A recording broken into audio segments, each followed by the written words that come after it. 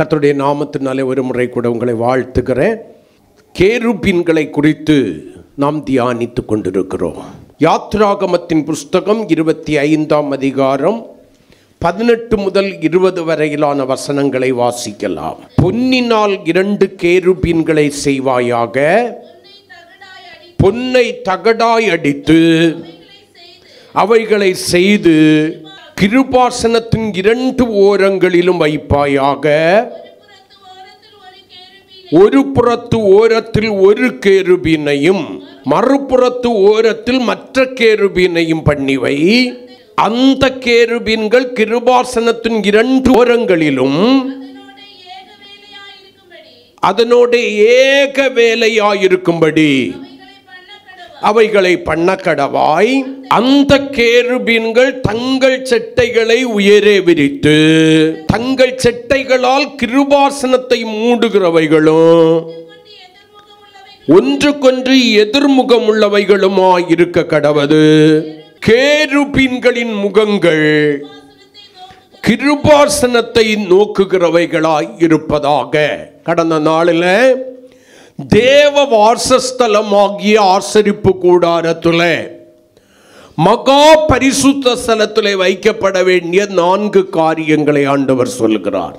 ஒன்று, தனித்திருக்கிற ஒரு தூப பீடம். இன்னொன்று, உடன்படிக்கை பெட்டியும் அதன் மூடியாகிய கிருபாசனமும் அந்த கிருபாசனத்தின் மேல் நிறுத்தப்பட்டிருக்கிற 2 கேருபீன்களும். உடன்படிக்கை பெட்டி என்பது கிறிஸ்துவை அடையாளம் காட்டுகிறது. கிருபாசனம் என்பது கிறிஸ்துவை அவருடைய கிருபையையும் நமக்கு அடையாளம் காட்டுகிறது. அப்படியானால் இந்த கேருபீன் என்பது எதை குறிக்கிறது? நம்மை குறிக்கிறது என்று நான் சொல்லி இருக்கிறேன். அல்லேலூயா. மிகவும் முக்கியமான 3 காரியங்கள். இப்ப எல்லாத்தையும் எடுத்தேன்னா ஆதியாகமத்தில் காவல் செய்த கேருபீன். நான் இப்ப அங்க போகல. வாசிக்க கேட்ட அதே 25ஆம் அதிகாரம் 22வது வசனத்துல நீங்க வாசிச்சீங்கன்னா, தேவன் வாசம் பண்ணுவதற்கு ஏற்படுத்தப்பட்ட கேருபீன். 2வது, தேவ சப்தத்தை வெளிப்படுத்துவதற்கு ஏற்படுத்தப்பட்ட கேருபீன். 3வது, சங்கீதத்தின் புஸ்தகம் 18ஆம் சங்கீதம் 10வது வசனத்துல நீங்கள் வாசிக்கிறதான வேளையில தேவனை சுமக்கும் கேருபீன். வாசம் பண்ணுவதற்கு இடம் கொடுத்த கேருபீன், தேவ சப்தத்தை வெளிப்படுத்துகிற கேருபீன், தேவனை தங்கள் மேல் சுமக்கும் கேருபீன். 3 காரியங்களுக்காக இந்த கேருபீன் ஆண்டவராலே மிகவும் முக்கியமாக ஏற்படுத்தப்பட்டது என்று சொன்னேன். நன்றாய் கவனிக்க வேண்டும். ஒரு தூப பீடத்தை எடுத்து உடன்படிக்கை பெட்டியின் மேல் ஆண்டவர் வைக்க சொல்லவில்லை. கிறிஸ்துவுக்கு ஒப்புமையாக இருக்கிற பரிசுத்த ஸ்தலத்தில் இருக்கிற குத்து விளக்கை என் மேல் வை என்று சொல்லவில்லை. பிரகாரத்தில் இருக்கிற தொட்டியையோ வெண்கல பலிபீடத்தையோ கிருபாசனத்தின் மேல் வை என்று சொல்லவில்லை. ஆனால் இந்த கேருபீனை மட்டும் கிருபாசனமாகிய கிருபையின் கிறிஸ்துவின் மேல் ஆண்டவர் ஏற்படுத்தி நிறுத்த செய்கிறார். உடன்படிக்கை பெட்டியின் கிருபாசனம் எப்படி தனிமைப்படுத்தக்கூடாதோ அதே போல கிருபாசனத்தையும் கேருபீனையும் என்ன பண்ணக்கூடாது? தனிமைப்படுத்தக்கூடாது.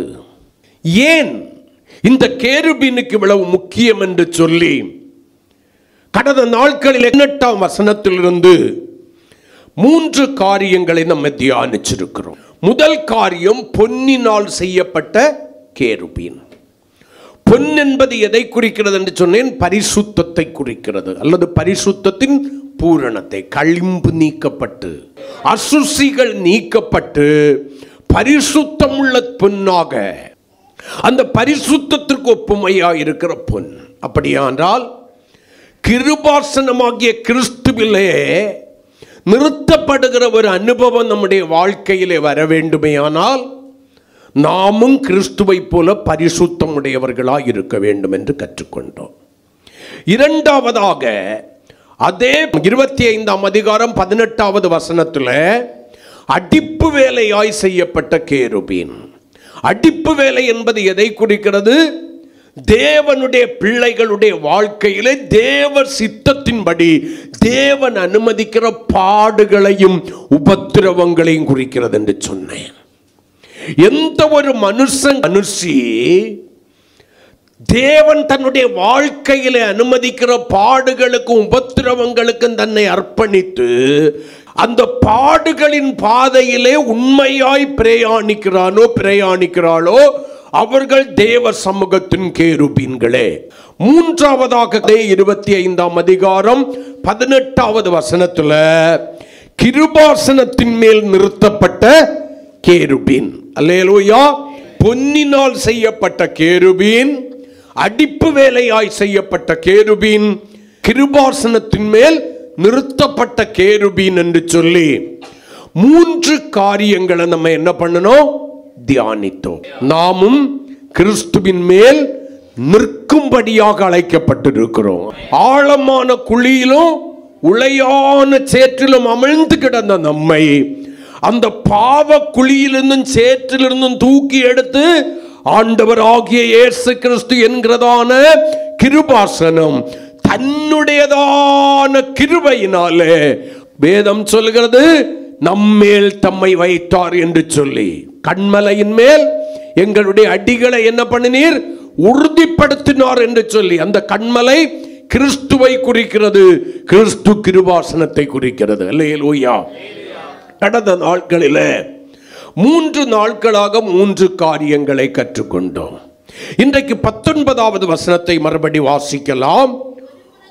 ஒரு புறத்து ஓரத்திலே ஒரு கேருபீனையும் மறுபுறத்து ஓரத்தில் மற்ற கேருபீனையும் பண்ணிவை. அந்த கேருபீன்கள் கிருபாசனத்தின் 2 ஓரங்களிலும் அதனோட ஏக வேலையாயிருக்கும்படி அவைகளை பண்ண கடவாய். ஆமென். 4வதாக ஏன் தெரியுமா இந்த கேருபீன்களுக்கு மேன்மை? அவைகள் கிருபாசனத்தோடு கூட ஏக வேலையாய் செய்யப்பட்டது. அதை நிறுத்தின பின்பு இனி ஒருபோதும் என்ன பண்ணக்கூடாது? பிரித்து எடுக்க கூடாதபடிக்கு. அது ஆழமான குழியிலே உளையான சேற்றிலே களிம்பு நிறைந்ததாய், பாவம் நிறைந்ததாய், அசுத்தம் நிறைந்ததாய், தந்தோன்றித்தனம் நிறைந்ததாய், மாமிசத்தின் இச்சைகளும் சிந்தைகளும் நிறைந்ததாய், ஆமென், தனிமைப்பட்டு கிடந்த காலங்கள் போதும். இப்பொழுதோ கிறிஸ்துவின் இரத்தத்தினாலே கிறிஸ்து நம்மை சமீபமாக்கி கிறிஸ்துவோடு கூட எப்பொழுது சேர்க்கப்பட்டோமோ அதற்கு பின்பு கிறிஸ்துவை விட்டு இந்த கேருபீனை என்ன பண்ணிடக்கூடாது? ஒருபோதும் தனியாக பிரித்து விடக்கூடாது. அதுதான் கிருபாசனத்தின் மேல் ஏக வேலையாய் நிறுத்தப்பட வேண்டும். கிருபாசனத்தின் மேல் ஏக வேலையாய் இருக்கும்படி அவைகளை பண்ண கடவா என்று வேதம் சொல்கிறது. அப்ப கிறிஸ்துவோடு கூட கடந்த நாட்களில் சொன்ன கிறிஸ்துவின் மேல் நிற்கிற ஒரு அனுபவம், இன்னைக்கு கிறிஸ்துவோடு கூட இணைந்திருக்கிற ஒரு அனுபவத்திற்கு என்று நம்ம அழைக்கப்பட்டிருக்கிறோம். அது ஒரு மேன்மையான அனுபவம். ஏன்னா கிருபாசனமும் கேருபீனும் எங்கே இருக்கிறது? மகா பரிசுத்த ஸ்தலத்திலே இருக்கிறது. மகா பரிசுத்த ஸ்தலத்திலே இருக்கிறது. அங்கே எல்லாரும் விரும்புகிறபடி என்ன பண்ண முடியாது? போக முடியாது. மகா பிரதான ஆசாரியன் மட்டும் வருடத்தில் ஒரு நாள் போய் என்ன பண்ணலாம்? தூபம் காட்டலாம், இரத்தத்தை பூசலாம், தெளிக்கலாம். ஆனால் இந்த கேருபீனை பாருங்க, கிறிஸ்துவாகிய கிருபாசனத்துல, மகா பரிசுத்த ஸ்தலத்துல, அந்த கிருபாசனத்தின் மேல் ஏக வேலையாய் செய்யப்பட்டதாய், ஒருபோதும் தனித்தனியாக பிரித்தெடுக்க கூடாததாய் நிறுத்தப்பட்டிருக்கிற ஒரு அனுபவத்தை நீங்க பார்க்கணும். நீங்கள் பாவத்திலும் அக்கிரமத்திலும் மரித்து கிடக்கிறதான வேளையில கிறிஸ்துவின் இரத்தத்தினாலே சமீபமாய் வராத வேளையில நீங்கள் தூரமாய் கிடந்தீர்கள் என்று சொல்லி வேதம் நமக்கு சொல்லுகிறது. அல்லேலூயா. தேவனற்றவர்களாய் பாளையத்திற்கு புறம்பே கிடந்தோம். நமக்கு தேவன் இல்லை. ஆனால் கிறிஸ்துவின் கிறிஸ்துவின் சிலுவையின் மரணம் நமக்கு எதை கொண்டு வந்தது? அவருடைய கிருபையை பாளையத்திற்கு புறம்பே தேவனற்றவர்களாய் கிடந்த புறஜாதிகளாகிய நமக்கு கொண்டு வந்தது. அவருடைய கிருபையும் அவருடைய பாடு மரணத்தை குறித்த விசுவாசமும் ஒன்றிணைந்த போது எபேசியர் 2:8 சொல்கிறது, அதனால எனக்கு என்ன உண்டாயிற்று? ரட்சிப்பு உண்டாயிற்று என்று வேதம் சொல்கிறது. கிறிஸ்துவின் இரத்தம் என்னை விலையேற பெற்றவனாய் மாற்றி அவருக்கு சமீபமானவனாய் அல்ல, அவரோடு கூட இணைத்தது, ஒன்றிணைத்தது. நானும் கிறிஸ்துவும் இப்பொழுது எப்படி இருக்கிறோம்? ஒன்றாயிருக்கிறோம். ஆண்டவராகிய இயேசு கிறிஸ்து இந்த உலகத்தில் மனுஷகுமாரனாக இருக்கும் போது பிதாவாகிய தேவனையும் அவரையும் குறித்ததான உறவை சொல்லுவார். பிதாவாகிய தேவனும் அவரும் எப்படி இருக்கிறார்களாம்? யோவான் எழுதின சுவிசேஷம் 10ஆம் அதிகாரம் 30வது வசனத்துல நீங்க வாசிக்கிறதான வேளையில, நானும் பிதாவும் ஒன்றாயிருக்கிறோம். ஒரு மனுஷனுக்குள்ள ஆவி, ஆத்மா, சரீரம் என்கிற ஒன்று எப்படி ஒன்றாயிருக்கிறதோ அதே போல நானும் பிதாவும் எப்படி இருக்கிறோம்? ஒன்றாயிருக்கிறோம். நாங்கள் வேறு வேறாக பிரிந்தவர்கள் அல்ல, பிரிந்திருக்கிறவர்கள் அல்ல. அதே போல என்னுடைய கிருபையினாலே, என் இரத்தத்தினாலே சமீபமாக்கப்பட்டு என்னோடு கூட சேர்க்கப்பட்டிருக்கிற நீங்கள் எப்படி இருக்கணும்? நீங்களும் நானும் ஒன்றாயிருக்க வேண்டும். அல்லேலூயா. கேருபீனாகிய நீங்களும் நானும் எப்படி இருக்கணும்? ஒன்றாயிருக்க வேண்டும் என்பதுதான் தேவனுடைய அதிகமான ஒரு விருப்பமாயிருக்கிறது. ஆகையினாலதான் 1 கொரிந்தியர் 12ஆம் அதிகாரம் 27வது வசனத்தை வாசிக்கிறதான வேளையில வேதம் என்ன சொல்கிறது? நீங்களே கிறிஸ்துவின் சரீரமாயும் தனித்தனியே அவயங்களுமாயிருக்கிறீர்கள். அல்லேலூயா. இப்ப நீங்க யாரா மாறிட்டீங்க? கிறிஸ்துவின் சரீரமாய் மாறிவிட்டீர்கள். கர்த்தருக்கு ஸ்தோத்திரம். சரீரத்தையும் ஆவியும் பிரிச்சாச்சன்னா சரீரம் எதுவா மாறிடும்? செத்ததாய் மாறிடும். ஆவி, ஆத்மா, சரீரம் என்கிற மூன்றும் எப்பொழுது பிரிகிறது? மனிதனுடைய மரண நாளிலே. அதே போல உன்னுடைய வாழ்க்கை இந்த உலகத்தில் இருக்கிற கடைசி நிமிடம் வரைக்கும் கிறிஸ்து என்கிறதான கிருபாசனத்திலே ஏக வேலையாய் செய்யப்பட்ட கேருபீனாய் இருக்கணும். உன்னையும் கிறிஸ்துவையும் எந்த ஒரு காரியமும் பிரிக்காதபடிக்கு, உனக்கும் கிறிஸ்துவுக்கு நடுவில் எந்த ஒரு காரியமும் பிரிவினையை உண்டாகாதபடிக்கு, இடைவெளியை உண்டாகாதபடிக்கு நீ உன்னை என்ன பண்ணணும்? காத்துக்கொள்ள வேண்டும். விட்ட பாவத்தை மறுபடி செய்யாதபடி அந்த பாவ பிரசனத்திலிருந்து முழுவதுமாய் வெளியே வந்தவர்களாக கிறிஸ்துவோடு கூட இணைக்கப்பட்டிருக்கிற நீங்கள், அவர் பரிசுத்தராய் இருக்கிறது போல நீங்களும் எல்லாவற்றிலும் பரிசுத்தமாய் இருக்கிறவர்களாய் மாற வேண்டும். ஆண்டவருடைய விருப்பம் அது. ஆகையினால்தான் அவர் என்ன செய்தார்? கிறிஸ்துவின் சரீரமாய் நம்மை மாற்றினார். சரீரம் என்பது எதை குறிக்கிறது? அவருடைய மணவாட்டியை குறிக்கிறது. அல்லேலூயா. உண்மையான ஒரு கணவனும் மனைவியும் ஆவி, ஆத்துமா, சரீரத்திலே ஒன்றிணைந்து செயல்படுகிறதை போல கிறிஸ்துவும் தேவ ஜனமும் இருக்க வேண்டும். ஒன்றிணையாத தம்பதிகள் உண்டு. எத்தனை வருடமானாலும் அவர்களுடைய ஆவி ஒருமனப்படாது, ஆத்துமா ஒருமனப்படாது, சரீரத்திலே ஒரு மனம் இருக்காது, இணையாது. நான் அந்த தம்பதிகளை குறித்து சொல்லவில்லை. நீங்கள் ஒருத்தியை உங்களுடைய வாழ்க்கை துணையாக ஏற்றுக்கொண்ட பின்பு, ஒருவனை உங்களுடைய புருஷனாக நீங்கள் மனப்பூர்வமாய் ஏற்றுக்கொண்ட பின்பு, கிறிஸ்துவும் சபையாகிய சரீரமும் இணைந்திருக்கிறதை போல உங்கள் இருவருடைய ஆவியும், இருவருடைய ஆத்துமாவும், இருவருடைய சரீரமும் ஒன்றிணைந்திருக்கிற தம்பதிகளை நான் சொல்லுகிறேன். அது மிகவும் முக்கியமான ஒன்று. ஏன்னா கணவன் மனைவியினுடைய உறவை குறித்து வேதம் சொல்லுகிற ஒரு காரியம் என்ன? கிறிஸ்துவுக்கும் சபைக்கும் உள்ள உறவை குறித்து ஒப்பிடப்பட்டிருக்கிறது பவுலினாலே. கிறிஸ்துவுக்கும் சபைக்கும் உள்ள உறவுக்கு ஒப்பாக ஒரு நல்ல கணவன் மனைவியினுடைய உறவு எப்படி இருக்கிறது? ஒப்பிடப்பட்டிருக்கிறது. எனக்கு பிரியமான தேவனுடைய பிள்ளையே, இப்ப மறுபடியும் நான் உங்களுக்கு சொல்றேன், நீங்கள் தனித்தனி அவயங்களாய் இருந்தாலும் கிறிஸ்துவின் சரீரமாயிருக்கிறீர்கள். ஆமென். சரீரம் எப்படி மறுபடியும் நீங்க புரிஞ்சு கொள்ளும்படியாக சொல்றேன், ஆவி ஆத்மாவோடு கூட இணைந்திருக்கிறதோ அதே போல கிறிஸ்துவோடு கூட இணைந்திருக்கிற ஏக வேலையாய் நீங்கள் செய்யப்பட்டிருக்கிறீர்கள். அல்லேலூயா. இனி நான் அல்ல, கிறிஸ்துவே எனக்குள்ளாய் பிழைத்திருக்கிறார் என்கிற பவுல் சொன்ன அந்த கலாத்தியர் 2:20 படி கிறிஸ்து எனக்குள்ளாய் பிழைத்திருக்கிறவராய், நான் அவருக்குள்ளாய் மறைந்திருக்கிறவனாய், கிறிஸ்து என்கிற ஜீவன் எனக்குள்ளாய் இருக்கிறதாய் நான் என்னுடைய வாழ்க்கையை அர்ப்பணிக்க வேண்டும். ஒருபோதும் ஏக வேலையாய் செய்யப்பட்டிருக்கிற இந்த கிருபாசனத்திலிருந்து விலகி ஓடுவதற்கு நான் முயற்சிக்க கூடாது. அல்லேலூயா. எபேசியர் 4:12 கொஞ்சம் வாசிங்க.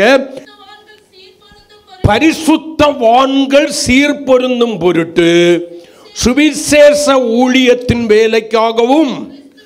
அப்ப அங்க கிறிஸ்துவின் சரீரம் என்று எழுதப்பட்டதே அது எதுவாம்? கிறிஸ்துவின் சரீரமாகிய இயேசு தன்னுடைய சுய இரத்தத்தினாலே சம்பாதித்த சபையானது பக்தி விருத்தி அடைய வேண்டும். கிறிஸ்துவின் சரீரமாகிய சபை பக்தி விருத்தி அடைய வேண்டும். அதை நான் இப்படியாய் சொல்லுகிறேன், கிறிஸ்துவை போல மாற வேண்டும். சபை எதற்கு அழைக்கப்பட்டிருக்கிறதா? கிறிஸ்துவின் சாயலுக்கு ஒப்பான சாயலாய் மாறும்படி அழைக்கப்பட்டிருக்கிறது. அதை மறந்துடக்கூடாது. நீ ரட்சிக்கப்பட்டேன், சபையில சேர்க்கப்பட்டேன் என்று அப்போஸ்தலர் 2:47 படி சொல்லியும் கிறிஸ்துவோடு கூட இணைந்திருக்கிற சரீரமாய் நீ மாறாம, இன்னும் ஓன் சுபாவம் மாறாம நீ தனித்திருக்கிற ஆளேயானா, இன்னும் உலக காரியங்களுக்கும் பழக்க வழக்கங்களுக்கும் பாரம்பரியங்களுக்கும் முக்கியத்துவம் கொடுத்து, உறவுகளுக்கும் நண்பர்களுக்கும் முக்கியத்துவம் கொடுத்து, கிறிஸ்துவை விட்டு பிரிந்து போகிற ஒரு அனுபவம் உன்னுடைய வாழ்க்கையில் இருக்குமே ஆனால் யோசித்துக்கொள் சபையே, ஜாக்கிரதை. சரீரமும் ஆவியும் ஆத்மாவும் தனித்து செயல்படக்கூடாது. எப்பொழுது அது தனித்து செயல்படுகிறதோ அதற்கு பெயர் என்னது? பிணம். சபையே, கிறிஸ்துவிலிருந்து பிரிந்து நீ விரும்புகிற ஒரு வாழ்க்கை வாழுகிறாயானால் கிறிஸ்துவோடு கூட ஏக வேலையாய் செய்யப்படுவதற்கு நீ இன்னும் உன்னை அர்ப்பணிக்கவில்லை. அல்லது ஏக வேலையாய் செய்யப்பட்ட உன்னுடைய வாழ்க்கையில கிறிஸ்துவோடு கூட இணைந்திருக்கிற அந்த அனுபவத்திலிருந்து நீ தனித்து தன்னிச்சையாக செயல்பட ஆரம்பித்து விட்டாய். கானானுக்கு அழைக்கப்பட்டதான பழைய ஏற்பாட்டு சபையாகிய இஸ்ரவேல் சபை என்ன பண்ணுச்சு? தங்களை நடத்தி கொண்டு வந்ததான கர்த்தரை விட்டு விலகி போகிறார்கள். தங்களுடைய சுய விருப்பங்களை இச்சைகளை நிறைவேற்றுவதற்காக கற்பனைகளையும் கட்டளைகளை மீறி தேவனுடைய மனுஷனாகிய மோசேயோ கர்த்தருடைய பெட்டியும் பாளையத்தில் இருக்கும்போது, கிருபாசனம் பாளையத்தில் இருக்கும்போது, கேருபீன்கள் பாளையத்தில் இருக்கும்போது இவர்கள் தனித்து துணிகரம் கொண்டு பிரிந்து மலையின் மேல் ஏறினார்கள். சத்துருக்களை இவர்கள் ஜெயிக்க வேண்டும், ஆனால் சத்துருக்களை இவர்களை துரத்தினார்கள். இவர்கள் விட்டுண்டு விழுகிறவர்களாய் மாறிவிட்டார்கள். சத்துருவுக்கு முகமுகமாய் எதிர்த்து நிற்க வேண்டிய தேவ ஜனம் பின்முதுகை காட்டி தோற்று ஓடுகிறதாய் மாறிவிட்டது. நீங்கள் கிறிஸ்துவோடு கூட இணைந்திருக்கும் வரையில் தான் உங்களுக்கு ஜெயம். ஏன்னா நீங்க மகா பரிசுத்த ஸ்தலத்தில் இருக்கிறீங்க. கிறிஸ்துவை விட்டு விட்டு எப்பொழுது சுயமாய் சிந்தித்து சுயமாய் நடக்க ஆரம்பிக்கிறீர்களோ அங்கே தோல்வியை சந்திக்க ஆரம்பிக்கிறீர்கள். நீங்களும் நான் யாருன்னா கிறிஸ்துவின் சரீரமாகிய சபை. இந்த சரீரமாகிய சபை அதை குறிக்கிறது? மணவாட்டி. அப்ப மணவாளனோடு கூட இணைந்திருக்கிறவள் தான் மணவாட்டி. திருமணம் பண்ணிக்கிட்டு கணவன் கணவனுக்கு வீட்டிலையும் மனைவி மனைவிக்கு வீட்டிலையும் இருந்தா அது மணவாளனும் மணவாட்டிக்கும் உள்ள உறவு அல்ல. நான் இந்த வெளிநாட்டுக்கு போறவங்களுக்கெல்லாம் சொல்லுவேன், உன்னால முடிஞ்சா போய் குடும்பமாயிரு. பணத்துக்காக கல்யாணத்தை பண்ணி மனைவியை வீட்டில் விட்டுக்கிட்டு நீ போய் சம்பாதிச்சுக்கிட்டு 2 வருஷத்துக்கு ஒருக்கா 3 வருஷத்துக்கு ஒருக்கா வர்றதுல, விருந்தாளியா வர்றதுல ஒரு பிரயோஜனமும் இல்லை. சிலது ஒரே வீட்டில் இருந்தாலும் இதே நிலைமை தான். எதிர் எதிர் திருவங்களாக, முகம் பார்ப்பதற்கு திராணியற்றவர்களாக மாறியிருக்கிற கணவன் மனைவி எல்லாம் உண்டு. எதுக்கெடுத்தாலும் கணவனை குற்றம் சாட்டி கொண்டிருக்கிற ஒரு கூட்டமாகிய மனைவி, எதற்கெடுத்தாலும் மனைவியை அற்பமாய் நினைக்கிற ஒரு கூட்டம் கணவன். என் சரீரம் என்பதை மறந்து போன, இது என் சரீரம், என் மாம்சத்தில் மாம்சமும் என் எலும்பில் எலும்புமாய் இருக்கிறாள் என்று சொல்லி அன்பு கூற வேண்டிய அந்த அன்பை மாற்றிக்கொண்ட ஒரு கூட்டம். இது கர்த்தர் எனக்கு கொடுத்த வாழ்க்கை துணை. எல்லா வேளைகளிலும் கொடியானது செடியிலே இணைந்திருக்கிறதை போல இணைந்திருக்க வேண்டிய கட்டளை பெற்றவன் நான், கட்டளை பெற்றவள் நான் என்ற பிரமாணத்தை மறந்து போன ஒரு கூட்டம். அதுவல்ல கிறிஸ்துவின் சரீரம். சபையோடு தேவன் என்ன பண்ணுகிறார்? உலாவுகிறார். வெளிப்படுத்தின விசேஷத்தில் வாசிக்கிறதான வேளையில 7 பொன் குத்து விளக்குகளின் நடுவில் என்ன பண்ணிட்டு இருக்கிறாரு? உலாவிக் கொண்டிருக்கிறார். 7 பொன் குத்து விளக்கு என்பது எதை குறிக்கிறது? சபையை குறிக்கிறது என்று வேதம் சொல்கிறது. உடனே கிறிஸ்துவுக்கு 7 மனைவியான்னு கேட்டக்கூடாது. நம்மள நிறைய பேருக்கு தேவையில்லாத சிந்தையெல்லாம் வந்துடும். அவருக்கு ஒரே மனைவி தான், ஆட்டுக்குட்டியானவருடைய மனைவி, அவருடைய சரீரமாகிய சபை. அல்லேலூயா. அது 7 சபையா, 7 பட்டணங்களில் இருக்கிற சபையா இருக்கலாம், 7 நாட்டில் இருக்கிற சபையா இருக்கலாம், உலக நாடு எங்கும் இருக்கிற சபையா இருக்கலாம். அது கிறிஸ்துவின் இரத்தத்தினாலே மீட்கப்பட்ட ரட்சிக்கப்பட்டவர்களின் கூட்டமாகிய சபையே ஆனால் அது கிறிஸ்துவின் மணவாட்டி. அது கிறிஸ்துவை விட்டு ஒருபோதும் என்ன பண்ணிடக்கூடாது? பிரிந்து போகாதபடிக்கு இரத்தத்தினாலே சமீபமாக்கி கிருபையினாலே மூடி ஏக வேலையாய் தன்னுடைய சரீரமாய் இணைத்து வைத்திருக்கிறார். கரங்களை கொட்டி கர்த்தரை ஸ்தோத்திரம் பண்ணுவோம். ஹல்லேலூயா. நான் மறுபடியும் உங்களுக்கு சொல்றேன், தேவ சபையே, நீ ரட்சிக்கப்பட்டது உண்மை என்ன? நீ தனித்து செயல்பட வேண்டியவன் அல்ல, தனித்து செயல்பட வேண்டியவள் அல்ல. கிறிஸ்துவோடு கூட இணைந்திருந்து அவருடைய விருப்பத்தையும் செய்கையையும் நிறைவேற்றுகிற ஒரு தேவ பிள்ளையாய் மாற வேண்டியவன். யோவான் எழுதின சுவிசேஷம் 15ஆம் அதிகாரம் 4 முதல் 6 வரையிலான வசனங்களை நீங்கள் வாசிக்கும் போது ஆண்டவர் அங்கே செடிக்கும் கொடிக்கும் உள்ள உறவை குறித்து சொல்லுகிறார். வாசிக்கலாம். 15ஆம் அதிகாரம் 4 முதல் 6 வரையிலான வசனங்கள்.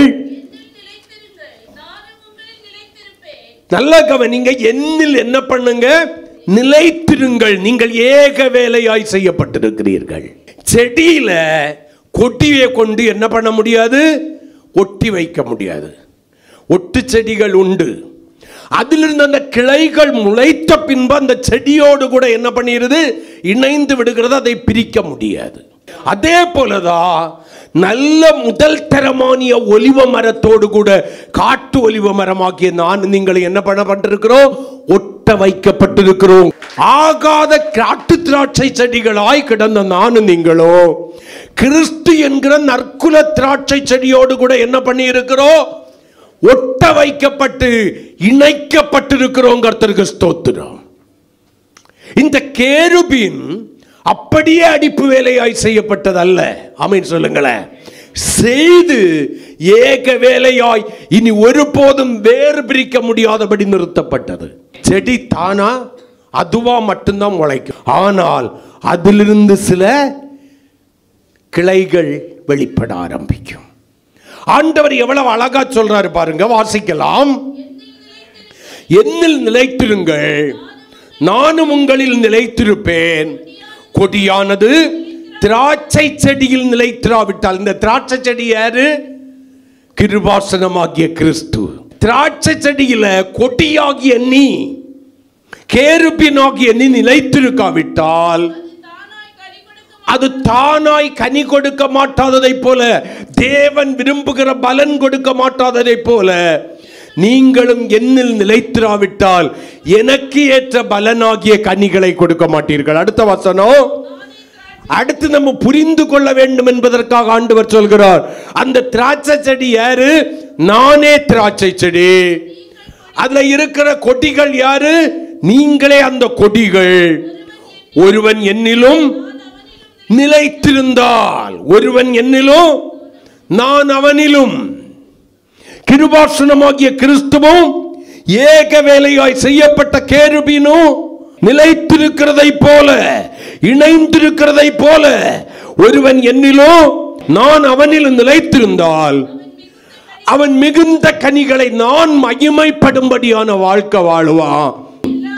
என்னை அல்லாமல் ஆண்டவர் ஒரு வார்த்தை சொல்றாரு பாருங்களேன், எங்கிட்ட இருந்து நீ இறங்கி போய் உன் சுய விருப்பத்தின்படி எல்லாத்தையும் செய்யலான்னு நினைச்சேன்னா, என்னை அல்லாமல் உன்னால ஒன்னும் பண்ண முடியாது. என்ன விட்டுக்கிட்டு போய் நீ உன் விருப்பத்தின்படி சில காரியங்களை செய்யலான்னா உன்னால ஒன்னும் செய்ய முடியாது. அடுத்த வசனம், ஒருவன் என்னில் நிலைத்திராவிட்டால் அவனுக்கு நிலைமை எப்படி படுவோம்?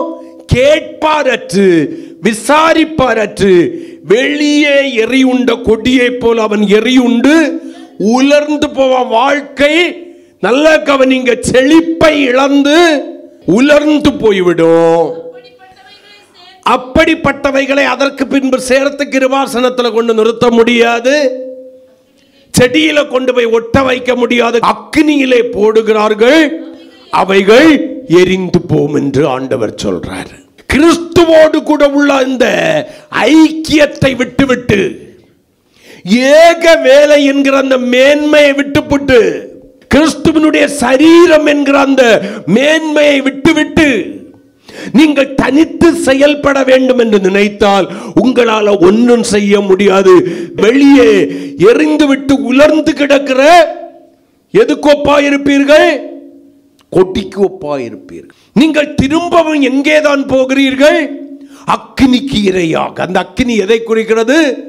நரகாக்னியை குறிக்கிறது. அந்த நரகாக்னியின் பிள்ளைகளாய் நீங்கள் மாறி போவீர்கள். நீங்கள் எங்கே நிறுத்தப்பட்டிருக்கிறேன் என்பதையும், யார் மேல் ஏக வேலையாய் செய்யப்பட்டிருக்கிறேன் என்கிறதை குறித்த தெளிவு உங்களுக்கு எல்லா வேளையிலும் வேணும். எங்கே? மகா பரிசுத்த ஸ்தலத்தில். யார் மேல்? கிறிஸ்துவாகிய கிருபாசனத்தின் மேல். அப்ப அந்த ஏக வேலையாய் செய்யப்பட்டிருக்கிற நான் அதை காத்துக் கொள்வதற்கு என்னுடைய வாழ்க்கையை அர்ப்பணிக்கணும். நான் சுயமாய் எப்பொழுது செயல்பட ஆரம்பிக்கிறேனோ அப்பொழுதே கிறிஸ்துவை விட்டு என்ன பண்றேன்? பிரிந்து போகிறவனாய் இருக்கிறேன். கிறிஸ்துவை விட்டு பிரிந்து போகிறவளாய் இருக்கிறேன். கிறிஸ்துவை விட்டு பிரிந்து போகிறவளாய் இருக்கிறேன்.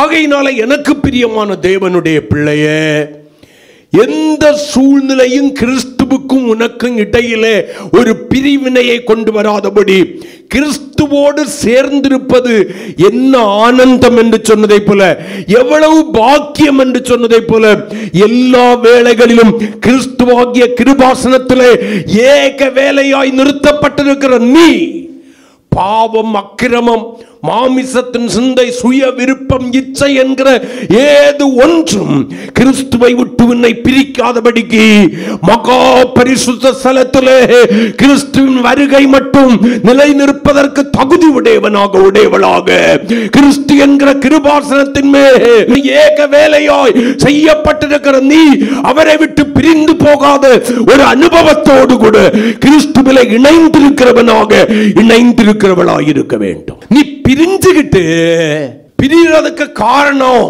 வாழ்க்கையில பிரச்சனைன்னு சொல்லக்கூடாது. ஆல்ரெடி நீ அக்கினியினாலே புடமிடப்பட்டவன். அல்லேலூயா. அதுக்கு மேல இனி ஒண்ணு அசைக்க போவதில்லை. நீ நிக்கிறது கிருபாசனத்துக்கு மேல. இப்ப நீ ஆழமான குழியிலும் உளையான சேற்றிலும் இல்ல, கிறிஸ்து என்கிற கிருபாசனத்தின் மேல் நிறுத்தப்பட்டிருக்கிறபடியினால ஆமென் சொல்லுங்களேன். என்ன சூழ்நிலையிலும் அவர் உன்னை காத்துக் கொள்வதற்கு, தன்மேல் நிலைநிறுத்துவதற்கு போதுமான தேவனாயிருக்கிறார். கரங்களை கொட்டி அவர் சிலுவையிலே அதற்கான கிரயத்தை ஏற்கனவே உனக்கு செலுத்தி இருக்கிறார். இனி இயேசு கிரயம் செலுத்த வேண்டியதில்லை. 2000 ஆண்டுகளுக்கு முன்பாகவே என் ஆண்டவராகிய இயேசு சிலுவை என்கிற பலிபீடத்திலே தன்னை அர்ப்பணித்து தகன பலியாக ஒப்பு கொடுத்து ஒரு பெரிய கிரயத்தை உனக்கும் எனக்கும் செலுத்தி இருக்கிறார். அந்த கிரயம்தான் அந்த கிறிஸ்து என்கிற கிருபாசனத்தின் மேல் என்னை ஏக வேலையாய் நிறுத்துவதற்கு உதவி செய்தது. ஆமென் சொல்லுங்களேன். ஆண்டவர் இஸ்ரவேல் ஜனங்களை குறித்து எரேமியா கிட்ட சொல்லும்போது ஒரு காரியம் சொல்லுவார். எரேமியா 32ஆம் அதிகாரம் 40வது வசனத்தை கொஞ்சம் வாசிங்க. எரேமியா 32:40. அவர்களுக்கு நன்மை செய்யும்படி நான் அவர்களை விட்டு பின்வாங்குவதில்லை என்கிற நித்திய உடன்படிக்கை அவர்களோடு பண்ணி, அவர்கள் என்னை விட்டு அகன்று போகாதபடிக்கு எனக்கு பயப்படும் பயத்தை அவர்கள் இருதயத்தில் வைத்தேன். நல்லா கவனிங்க அந்த வசனத்தை. அவர்களுக்கு, யாருக்கு? என் ஜனமாகிய உங்களுக்கு, என் சரீரமாகிய உங்களுக்கு, கர்த்தருக்கு ஸ்தோத்திரம், என் மேல் ஏக வேலையாய் செய்யப்பட்டிருக்கிற உங்களுக்கு நன்மை செய்யும்படி நான் அவர்களை விட்டு பின்வாங்குவதில்லை என்கிற நித்திய உடன்படிக்கை அவர்களோடு பண்ணி, அவர்கள் என்னை விட்டு அகன்று போகாதபடி. இந்த வார்த்தை ரொம்ப இம்பார்ட்டன்ட். என்னை விட்டு அகன்று போகாதபடி, விலகி போகாதபடி, தூரமாய் போகாதபடி எனக்கு பயப்படும் பயத்தை அவர்கள் இருதயத்தில் என்ன பண்ணேன்? வைத்தேன். ஆனா அவர்கள் என்ன செய்து விட்டார்கள்? 2ஆம் அதிகாரம் 13வது வசனத்தை கொஞ்சம் வாசிங்க. எரேமியா 2ஆம் அதிகாரம் 13வது வசனத்தில் ஆண்டவர் புலம்புற ஒரு காரியத்தை பாருங்க. அழகா சொல்றாரு பாருங்க. என்னை விட்டு அகன்று போகாத எனக்கு பயப்படும் பயம் நிறைந்த இருதயத்தை என்ன பண்ணினேன்? அவர்களுக்கு வச்சேன். அவங்க அகன்று போகாதபடிக்கு ஏக வேலையாய் செய்யப்பட்டிருக்கிற அந்த அனுபவத்தில் என்னிலே நிலைத்திருக்க வேண்டியவர்களாக்கும். ஆனா அவங்க என்ன செய்யறாங்க பாருங்க. என் ஜனங்கள் 2 தீமைகளை செய்தார்கள். ஆண்டவர் சொல்றாரு, என் ஜனங்கள், என் ஜனங்கள், என்னால் மீட்கப்பட்ட என் ஜனங்கள், என்னால் வழி நடத்தப்பட்ட என் ஜனங்கள், என்னால் போதிக்கப்பட்ட என் ஜனங்கள் 2 தீமைகளை செய்தார்கள். ஜீவ தண்ணீர் ஊற்றாகிய என்ன பண்ணினாங்க? நான் அவங்களுக்கு என்ன இருதயம் கொடுத்தேன்? அகன்று போகாத இருதயம் கொடுத்தேன். என்னை விட்டு விலகி போகாத இருதயம் கொடுத்தேன். ஆனா அவங்க என்ன பண்ணிட்டாங்க? என்னை விட்டு விட்டார்கள். இப்பவும் இவங்க யாருதான்? இஸ்ரவேல் ஜனங்கள் தான். இப்பவும் இவங்க யாருதான்? யாருதான்? கற்பனையை பெற்ற ஜனம்தான், பரிசுத்தம் உள்ள ஜனம்தான். இப்பொழுது இவங்க யாருதான்? உடன்படிக்கையும் கிருபாசனத்தையும் தூப பீடத்தையும் பெற்றுக்கொண்ட ஜனங்கள் தான். குத்து வழக்க பெற்றுக்கொண்டவங்க தான். கற்பனையை பெற்றுக்கொண்டவங்க தான். பலிபீடத்தை பெற்றுக்கொண்டவங்க தான். தொட்டியை பெற்றுக்கொண்டவர்கள் தான். ஆனால் அகன்று போகாத இருதயத்தை தங்களுக்குரியதாய் மாற்றிக்கொண்டு அகன்று போய் தேவனை விட்டு தூரம் போய் விட்டார்கள். இன்னைக்கு நம்மள சிலர் சபையில இருக்கிறதெல்லாம் உண்மை, ஆனா ஆண்டவருக்கு நமக்கு என்ன இல்லை? சம்பந்தம் இல்லை. கனெக்ட் ஆகாத ஒரு வாழ்க்கை. சில வேளையில் அவசரத்துக்கு ஒரு ஃபோன் பண்ணுவோம், கனெக்ட் ஆகாது. கிறிஸ்துவுக்கு நமக்கு இருக்கிற கனெக்ட் அறந்து போய் கிடக்கு. இது தெரியாம நம்ம இன்னமும் ஆண்டவரோடு கூட ஏக வேலை செய்யப்பட்டதான கேருபின் நான் தான் பெருமை பாராட்டிட்டு இருக்கோம். ஒரு தீமை என்னை விட்டு விட்டார்கள். அகன்று போய் என்ன பண்ணிட்டாங்க? விட்டுட்டாங்க. 2வது என்ன சொல்றாரு பாருங்க. தண்ணீர் நிற்காத, பிரயோஜனமற்ற, பிரயாசத்திற்கேற்ற பலன் கொடுக்காத வெடிப்புள்ள தொட்டிகளை தங்களுக்கு வெட்டி கொண்டார்கள் என்றார். என்ன விட்டுட்டவன் இன்னொன்னு தேடிட்டான். நான் உலக சிநேகம், தேவனுக்கு விரோதமான பகை என்ன? அவன் எதை தான் தேடுறான்? என்ன விட்டுட்டு உலக சிநேகத்தை தான் கேட்கிறான், தேடுறான். என்னை துதித்து பாடுகிற பாட்டு அவனுக்கு பிடிக்கல போல, சினிமா பாட்டு பிடிச்சிருக்கு கேட்கிறான். என்னை தியானிக்கிற தியானம் அவனுக்கு பிடிக்கல போல, அவன் எதை எதையோ தியானித்துக் கொண்டிருக்கிறான், அவள் எதை எதையோ தியானித்துக் கொண்டிருக்கிறாள். என்னோடு கூட இணைந்து தன் வாழ்க்கையை நிர்ணயிக்க வேண்டியவன் வேண்டியவள் என்னை விட்டு விட்டு அகன்று போய் தனித்து தண்ணீர் நிற்காத வெடிப்புள்ள தொட்டி ஆகிய வாழ்க்கையை தங்களுக்கு நிர்ணயித்துக் கொள்கிறார்கள். கடைசியில ஆண்டவரே உமக்கு கண் இல்லையா, உமக்கு மூக்கு இல்லையா, உமக்கு செவி இல்லையா, ஏன் இப்படி இருக்கிறீர் என்று சொல்லி என்னையே கேள்வி கேட்கிறார்கள். அவர்கள் அகன்று போனதை ஒத்துக்கொள்ளவில்லை, அவர்கள் என்னை விட்டு விட்டதை ஒத்துக்கொள்ளவில்லை, அவர்கள் ஏக வேலையாய் செய்யப்பட்ட அனுபவத்திலிருந்து விலகி நிற்கிறதை அவர்கள் ஒத்துக்கொள்ளவில்லை. அவர்கள் விரும்புகிறபடி தண்ணீர் நிற்காத பிரயோஜனமற்ற தொட்டிகளை தங்களுக்கு இப்பொழுது தெரிந்து கொண்டிருக்கிறார்கள். அந்த தண்ணீர் நிற்காத தொட்டி என்பது உங்களுடைய மாம்சத்தின் சிந்தையையும் கிரியைகளுக்கும் ஒப்பிடுகிறேன். நீங்கள் கிறிஸ்துவை விட்டு அகன்று போவதற்கு காரணம் என்ன? ஆவியினாலே சிந்தித்து ஆவியிலே பிழைத்திருக்க வேண்டிய நீங்கள் ஆவிக்குரியவர்களாய் ஆவிக்குரியவைகளை ஆவிக்குரியவைகளோடு சம்பந்தப்படுத்தி பார்க்க வேண்டிய நீங்கள் மாம்சத்திற்குரியவைகளாய் ஆவிக்குரிய காரியங்களை மாம்சத்தோடு கூட என்ன பண்ண ஆரம்பிச்சீங்க? ஒப்பிட்டு பார்க்க ஆரம்பித்தீர்கள். நீங்கள் அகன்று போகிற இருதயம் உள்ளவர்களாய் தேவனை விட்டு விட்டவர்களாய் மாறிவிட்டீர்கள். கடமைக்காக சபை கூடி வருதல், கடமைக்காக ஆராதனை எல்லாம் கடமைக்கானதாய் மாறிவிட்டது. ஆனால் வேதம் சொல்கிறது எதை செய்தாலும் மனப்பூர்வமாய் கர்த்தருக்கு செய்ய வேண்டும். கடமைக்கான காணிக்கை கொடுப்பு, கடமைக்கான பந்தி ஆசரித்தல், கடமைக்கான வெளிப்புறமான மாறுதல் எல்லாம் கடமைக்கானதாய் மனப்பூர்வம் அல்ல. மனப்பூர்வமாய் அடிச்சுவடை பின்பற்றி இயேசுவோடு கூட ஏக வேளையில் இணைந்திருக்க வேண்டிய ஏக சரீரமாய் ஒரே சரீரமாய் இணைந்திருக்க வேண்டிய நான் அகன்று போய் அல்லேலூயா அவரை விட்டுக்கிட்டு, ஆனா நான் நினைக்கிறேன் அவரோடு கூட இருக்கிறேன். அவரோடு கூட நீ இணைந்திருந்த போது உன் வாழ்க்கையில் இருந்த அனுபவத்திற்கும் இன்னைக்கு இருக்கிற அனுபவத்திற்கும் கணக்கிட்டு பார். எதை எதையோ காரணம் காட்டுகிறாய், உன்னுடைய சூழ்நிலைகளை காரணம் காட்டுகிறாய். இந்த சூழ்நிலைகளை உனக்கு அறிவித்துக் கொண்டவன் நீதான், நீதாள். ஆண்டவர் எச்சரித்தார், ஆண்டவர் கடிந்து கொண்டார், ஆண்டவர் உனக்கு புத்தி சொன்னார். நீ ஆவிக்குரியவைகளை ஆவிக்குரியவைகளோடு கூட சம்பந்தப்படுத்தி பார்க்க வேண்டிய நீ மாம்சத்திற்குரியவனாய் மாம்சத்திற்குரியவைகளோடு கூட சம்பந்தப்படுத்தி பார்த்து ஆவிக்குரியவைகளை நிதானித்தறியாமல் தோற்று போனாய்.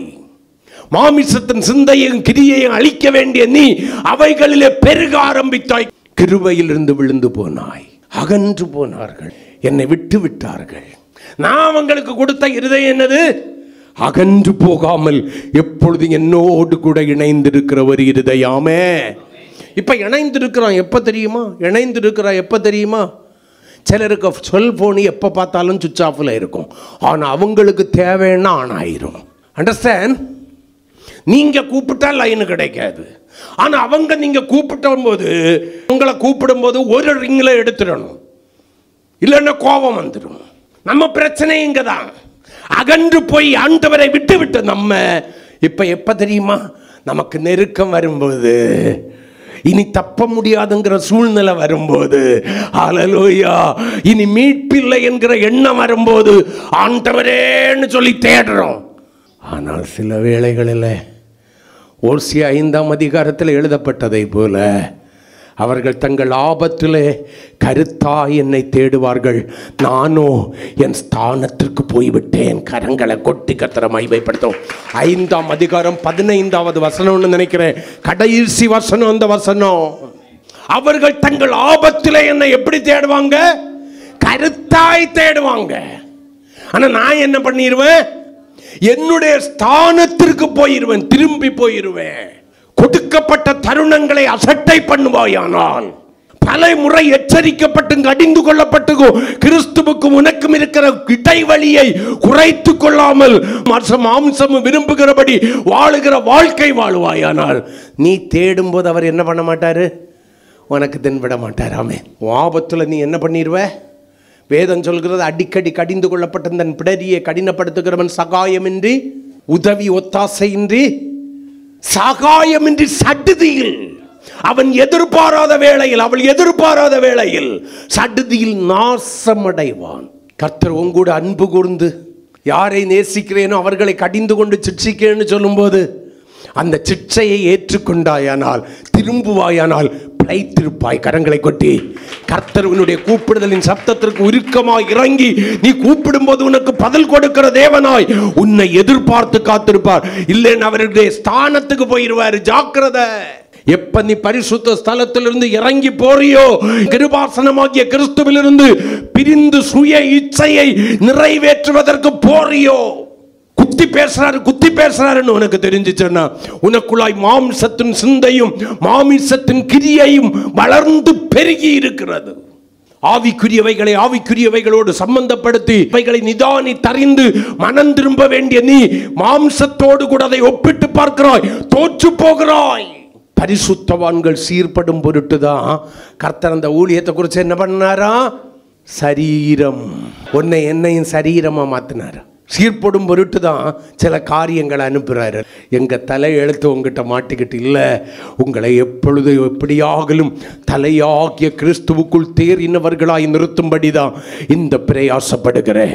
என்னுடையதான எண்ணம், என்னுடைய தரிசனம், என்னுடைய விருப்பம் எல்லாம் இந்த உலகத்திலே நீங்கள் அழிந்து போக வேண்டும் என்றல்ல, தேவனால் என்ன நோக்கத்திற்காக நீங்கள் கேருபீன்களாய் மாற்றப்பட்டு ஏக வேலையாய் கிறிஸ்துவின் மேல் நிறுத்தப்பட்டீர்களோ, ஏக வேலையாய் இணைக்கப்பட்டீர்களோ, அந்த கிறிஸ்துவின் பரிபூரண சித்தம் நிறைவேறி தேவனுடைய ராஜ்யத்தின் பிரஜைகளாய் நீங்கள் மாற வேண்டும் என்பதுதான் என்னுடைய விருப்பமும் இருதயத்தின் வாஞ்சையுமாய் இருக்கிறது.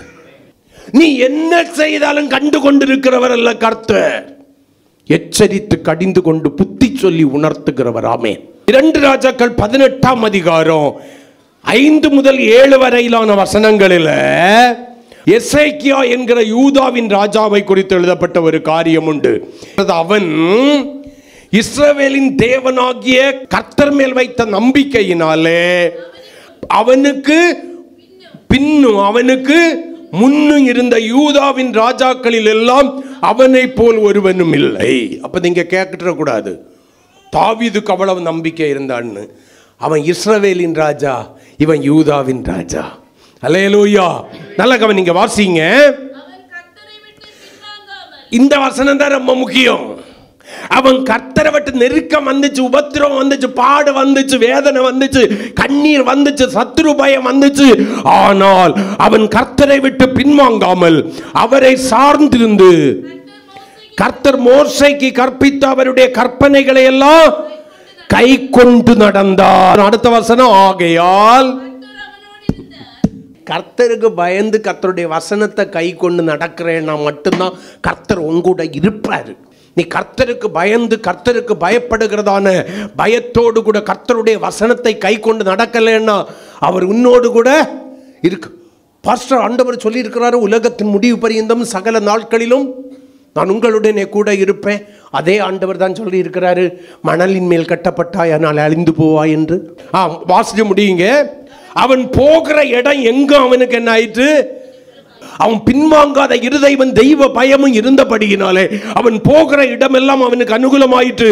அவன் அசரிய ராஜாவை சேவிக்காமல் அவன் அதிகாரத்தை தள்ளிட்டான். போ, அவன் மனுஷனுக்கு பயந்து அவனுடைய அதிகாரத்திற்கு கீழ்ப்படுகிறவனாய் அல்ல, கர்த்தருக்கு பயந்து தலையை உயர்த்துகிறவனாயிருந்தான். அவன் சத்துருக்கு பயந்து சரணடைகிறவனாய் அல்ல, கர்த்தரை சார்ந்து வாழ்கிறவனாயிருந்தான். கரங்களை கொட்டி கர்த்தரை மகிமைப்படுத்துவோம். கர்த்தர் அவனுடைய காரியங்களை ஜெயமாய் மாற்றினார். உபாகமம் 29ஆம் அதிகாரம் 18வது வசனம், ஆகையால் அந்த ஜாதிகளின் தேவர்களை சேவிக்க போகும்படி இன்று நம்முடைய தேவனாகிய கர்த்தரை விட்டு அகலுகிற இருதயமுள்ள ஒரு புருஷனாகிலும் ஸ்திரீயாகிலும் குடும்பமாகிலும், எவ்வளவு அழகா சொல்றாரு பாருங்க. ஒரு புருஷன், ஒரு ஸ்திரீ, ஒரு குடும்பம், ஒரு கோத்திரம் உங்களில் இராதபடிக்கும் நஞ்சையும் எட்டியையும் முளப்பிக்கிற யாதொரு வேர் உங்களில் இராதபடிக்கும் பாருங்கள்.